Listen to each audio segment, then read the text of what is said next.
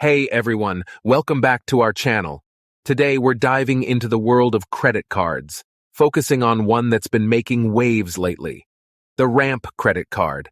Now, is it all sunshine and rainbows, or are there some hidden pitfalls? Let's find out.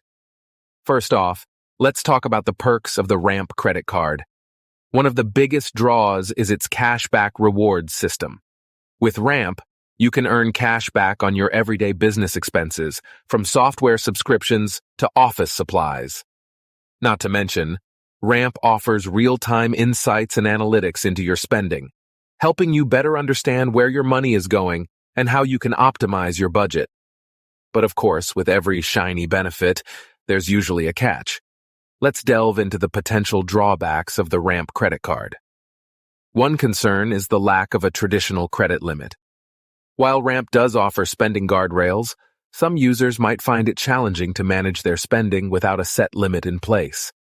Additionally, the Ramp credit card is geared towards businesses, so if you're a sole proprietor or freelancer, you might not qualify for an account. And finally, like with any credit card, late payments and interest charges can quickly add up, potentially negating any cash back rewards you've earned. So, is the Ramp credit card worth it? Well, that ultimately depends on your unique financial situation and spending habits. If you're a business owner looking to streamline expenses and maximize cashback rewards, it could be a valuable tool. However, it's crucial to weigh the benefits against the potential drawbacks and make an informed decision.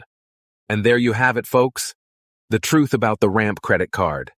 If you found this video helpful, be sure to give it a thumbs up and subscribe to our channel for more financial tips and insights. Thanks for watching, and until next time, take care.